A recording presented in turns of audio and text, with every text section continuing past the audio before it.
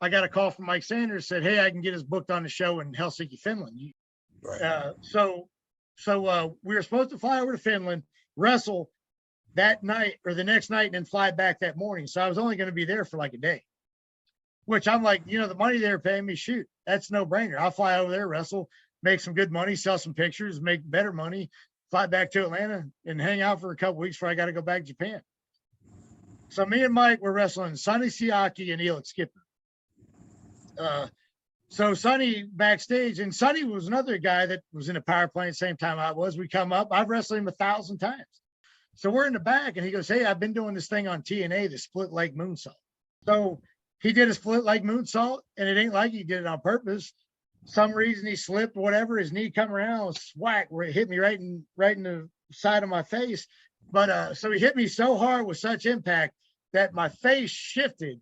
My nose was literally on the left side of my face. My eyeball was hanging out of my head on my cheek. I broke both my eardrums. My jaw's crooked. I broke my jaw, my orbital socket, my nose, my eardrums. Blood's pouring out of my eyeballs, pouring out of my nose, my mouth. And I really didn't realize it. I'm like, I said, I'm thinking to myself, oh my God, he hit me hard. And thank God, like I said, it didn't knock me out because I was on my back and I was gargling on blood. I couldn't even breathe. So I had to flip over. He would actually pick me. I guess he didn't know he hit me that hard or didn't realize it at the second. And I literally threw him off me because I couldn't breathe just to get him off me because I was gargling blood. I describe it as if you go under a swimming pool and you open your eyes underwater, that's basically what I was seeing at the time. And so I'm like, I couldn't get my bearings. I didn't know where I was. I mean, I knew where I was. I mean, I could think, I knew who I was and I knew where I was, but I didn't know where I was specifically in the ring. I didn't know the whereabouts of where I actually was walking because I couldn't see anything. So I roll out of the ring and I'm feeling for things and no one's helping me. I hear just noise. I hear people screaming, it's fake. And, I'm a mess. Like I'm on the verge of passing out. I can't see, can't breathe. Blood's just gushing out of my ears. So ask anybody, if you know any nurse or doctor, ask them how bad it is when you're bleeding out of your ears. So I'm not a doctor, but I'm going to guess it's not very good. No, it's not good at all. And actually, Shane Douglas was there, and he said it was one of the worst wrestling accidents he's ever seen in his life. I literally walked all the way to the back by myself. No one even helped me. I couldn't. I'm grabbing the railing. I'm trying to figure out where the hell I'm at. Finally, I get to the back, and I see what I thought was 2 EMTs or paramedics or whatever. And all I hear them say was, when I turn around, they look at me, they're like, oh, my God. Like, they grabbed me. They tried to put me down, and I was fighting with them because I couldn't breathe. I'm not fighting with them because I wanted to fight with them. I'm fighting with them because they didn't understand I couldn't breathe, and they're trying to hold me down on my back because they're trying to make me calm down. But it worsened me because, I'm spitting blood. I got blood coming out of my eyeballs. I got blood coming out of my mouth, my ears. I had a skull fracture. So I'm like, holy crap, and I couldn't speak Finnish, so I couldn't tell them not to hold me down. So they started giving me blood transfusions right away. They hooked me up to all these blood bags and was giving me blood. So I'm sitting in a hockey arena, and thank God for Kid Cash. I don't know if you know Kid Cash or not. Yeah. So Kid Cash is there with me, and he's the reason. And I actually told him this. I seen him at a show, and I give him a hug and told him I loved him, man, appreciate him because he actually saved my life. He was sitting there talking to me, and I said, "Don't leave me, because he was the only one that could speak English at the time around there. And I'm like, just stay here with me, man. He's sitting there, and he goes, Allan, he goes, you're doing fine, man, just breathe. And he calmed me down, and he was the right person at the right time I needed. So he got me through that situation where it could have been real bad for me. So, I get through that. I'm like, holy crap, they give me the blood. I'm feeling a little better, but I didn't want Kid Cash leave because I kept telling him I felt like I was going to pass out, and I knew I couldn't breathe. And if I was passed out, I knew I probably wouldn't make it. So he got me through that. They got me an ambulance. Mike Sanders rode to the hospital with me. I got air in my brain, so they can't operate on me. So they tell Mike all this, and they kind of tell me because they're speaking Finnish and English, and it was kind of a mess. So I remember they made Mike leave the room, and they come in there and they're trying to do stuff to me.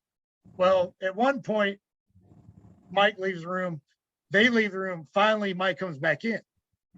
So Mike comes in and he's real weird. Like he wasn't saying anything and he was looking at me weird and he just looked like his, like his dog died, you know?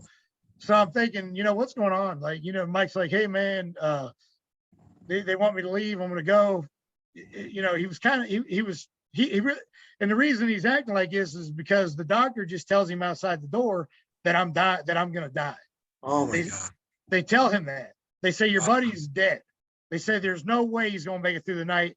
His injuries are too extreme. Like he's got a skull fracture, he's got air in his brain. He's pouring blood out of his ears. Like we can't really do the test we need because of the air on his brain. And they said, he's dead. Your buddy's going to die. Go in there and say goodbye to him. So that's why he was acting the way he was, because me and Mike are good buddies. And you could imagine someone tells you your best friend's going to die and he's going to die. Like I'm getting choked up right now and I know how the story ends. And I don't know. I couldn't imagine. Wow. Yeah, it's crazy. But I didn't know the doctor told him that.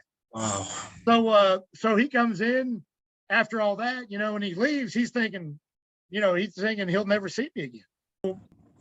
So finally they get to the point Wednesday, they're like, okay, we're going to try to operate. So I got 6 plates in my face and multiple screws. I don't have any scars on my face because they cut my gums from back to back and put all the plates through my mouth. So I didn't have any facial scarring, which was good because I'm still a good looking son of a gun. So they did a hell of a job. So after the hospital, they take me back to the hotel we were staying in.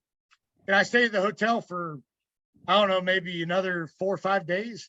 They're trying to get me to the point where I can fly, because with the extent of my injuries, they're afraid to put me on an airplane because they're afraid my head's going to explode pretty much. Oh my God. What was Sonny's reaction to this? Okay, but he actually stiffed me a few times. Said he was going to come over and take me to the grocery store and help me out. Never did. Typical wrestling business. So I was up in Nashville for a couple of weeks just because I couldn't do anything. I couldn't drive. I couldn't do anything. So I needed somebody to really help me do daily stuff, like help me eat and everything. I had to eat with a sippy cup because I couldn't even really move my mouth. I had to retrain everything, So, so then Sonny was up there for a TNA show, and TNA didn't want to use me anymore because they didn't. Even after I got better, they didn't want to use me anymore. That's why they said they got rid of me, because they were afraid I was gonna, be a liability, I guess. So, so Sonny was up there with a couple other guys, and he was supposed to drive me back to Atlanta that night. That was my ticket to get back to Atlanta because I couldn't drive. They stiffed me on that too. He said, you can't fit in the car. We got too many guys. I said, Sonny, I don't care how many damn guys are in there. You told me you were going to drive me home, and now you're not going to drive me home.